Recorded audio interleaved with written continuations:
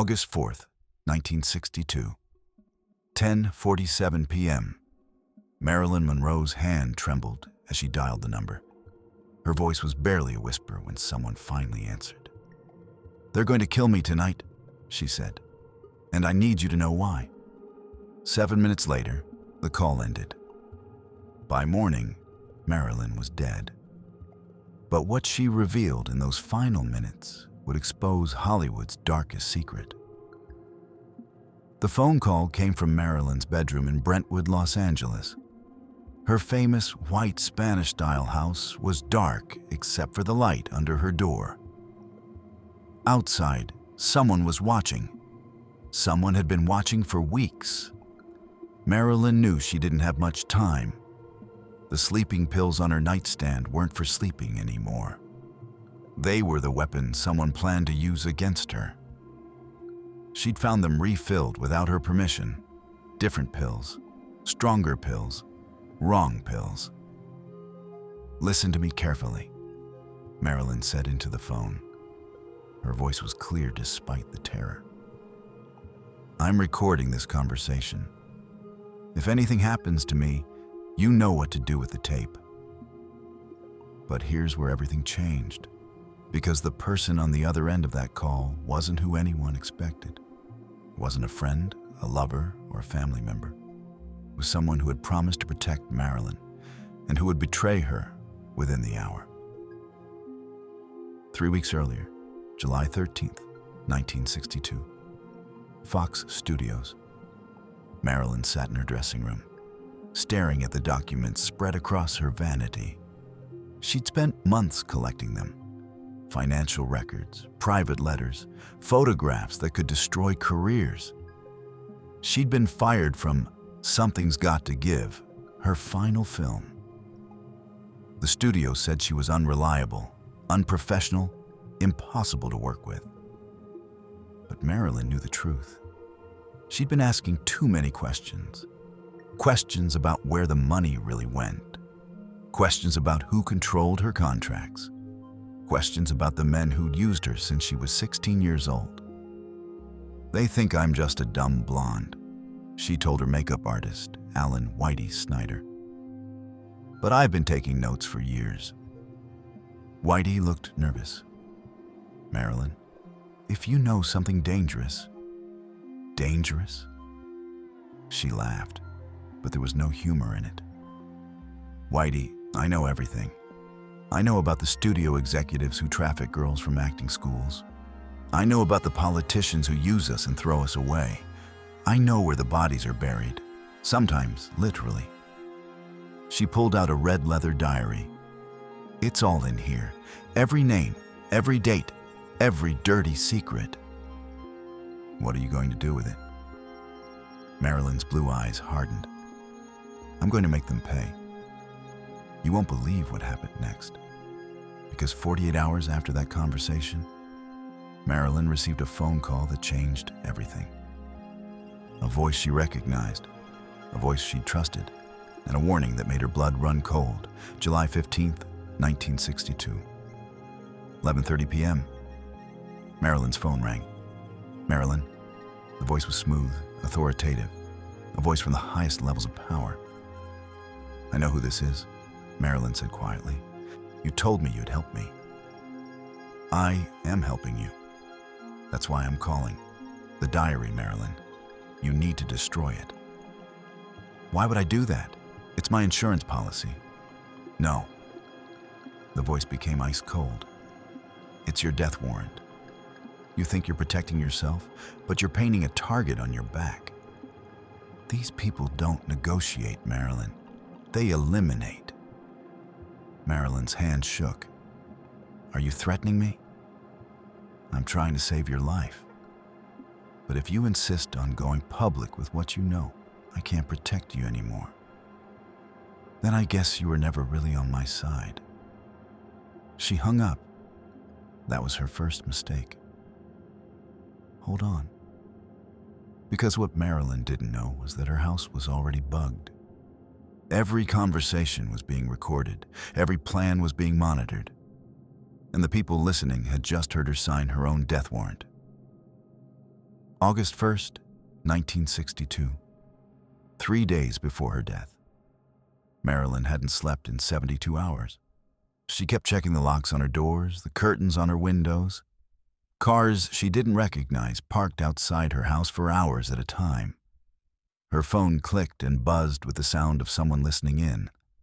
Her housekeeper, Eunice Murray, started acting strange, evasive, nervous. "Eunice," Marilyn asked one morning, "did anyone come into my room last night while I was sleeping?" Eunice wouldn't meet her eyes. "No, Miss Monroe." "Why would you ask that?" "Because my sleeping pills were moved. I keep them in the left drawer. This morning they were in the right drawer." "Perhaps you moved them yourself and forgot?" "I don't forget things like that, Eunice." Marilyn went to her bedroom and locked the door. She opened her nightstand and examined the pill bottles. The labels were correct, but something felt wrong. She opened one bottle and poured the pills into her hand. They looked the same. But Marilyn had been taking barbiturates for years. She knew what they were supposed to look like, feel like, even smell like. These pills were different, slightly larger, slightly rougher texture. Someone had replaced her sleeping pills with something else. Now, nothing will ever be the same again. Because Marilyn just realized that her own home had been turned into a trap. And the people she trusted were the ones setting it. August 4th, 1962. 7 p.m. Marilyn spent the early evening making phone calls. She called her psychiatrist, Dr. Ralph Greenson. She called her friend, actor Peter Lawford. She called her former husband, Joe DiMaggio, and told him she was scared. "Joe, if something happens to me, it wasn't an accident." "Marilyn, what are you talking about?" "Just promise me. Promise me you'll question everything." Joe promised, but he didn't understand. Not yet. At 8:30 p.m., Dr. Greenson arrived at Marilyn's house for an emergency session. What was discussed in that session has never been fully revealed. But when Greenson left at 10:40 p.m., Marilyn was agitated, frightened, and convinced she had only hours left to live. At 10:30 p.m., Eunice Murray checked on Marilyn and found her door locked. This was unusual. Marilyn rarely locked her bedroom door. At 10:45 p.m., Marilyn made the phone call. The call that would be her last. But here's what will shock you. The person Marilyn called that night, they didn't try to help her. They kept her on the phone for exactly 7 minutes, just long enough for someone else to get into the house. On 47 p.m., the call begins. "They're going to kill me tonight," Marilyn said. Her voice was surprisingly steady. "And I need you to know why." The person on the other end, let's call them the operator, stayed calm. "Marilyn, you're being paranoid. No one is trying to kill you. Don't patronize me. I found the pills, the fake ones. I know what they're planning." "What pills?" "The barbiturates in my nightstand. They've been replaced.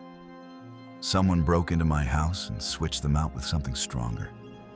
If I take my normal dose tonight, I'll never wake up." "That's impossible. You're imagining things." "I'm not crazy." Marilyn's voice cracked. "I know what gaslighting looks like. I've been dealing with it my whole life. Men telling me I'm confused, I'm emotional, I'm unreliable. But I know what I saw." There was a pause. Then the operator's voice changed, became colder. "Marilyn, what do you want me to do?" "I want you to call the police. I want you to send someone to protect me. I want..." She stopped. Marilyn heard something, a sound from the living room. Footsteps. Someone was in her house. "Did you hear that?" She whispered into the phone. "I didn't hear anything, Marilyn. Someone's here.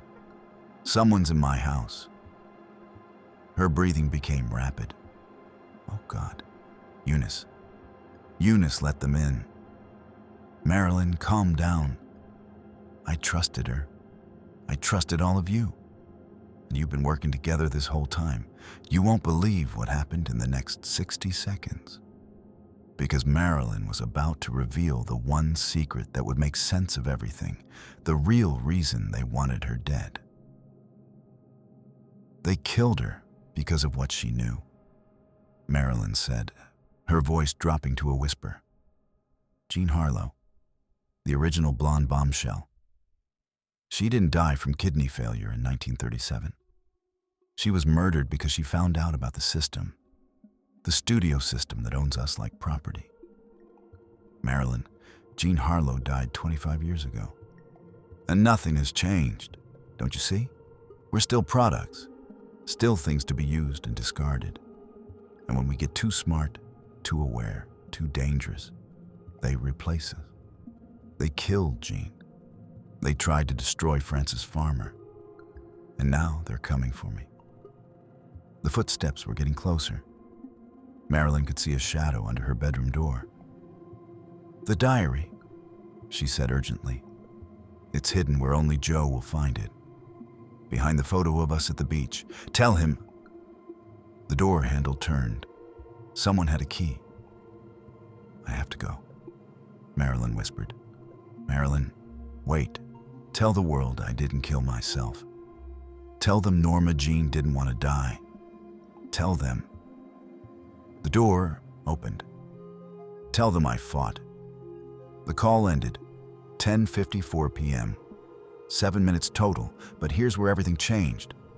Because what happened in Marilyn's bedroom over the next 3 hours would be covered up, lied about, and hidden for decades. Until now, August 5th, 1962. 3:30 a.m. Police arrive. When the LAPD finally showed up at Marilyn Monroe's house, the scene was already staged. Marilyn lay in her bed, naked, with an empty bottle of Nembutol on the nightstand. The official story would say she took 40 to 50 pills, that she overdosed accidentally or committed suicide. But the evidence told a different story. Marilyn's body showed no signs of pill residue in her stomach. If she'd swallowed 50 pills, there would be traces. There were none.